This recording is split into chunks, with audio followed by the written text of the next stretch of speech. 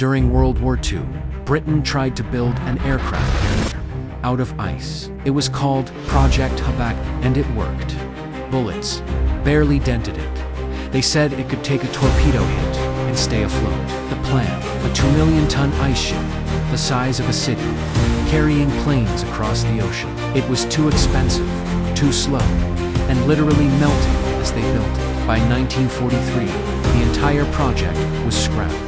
So yeah, Britain almost built a warship made of frozen sawdust. It sounds like science fiction, but it's 100% real history.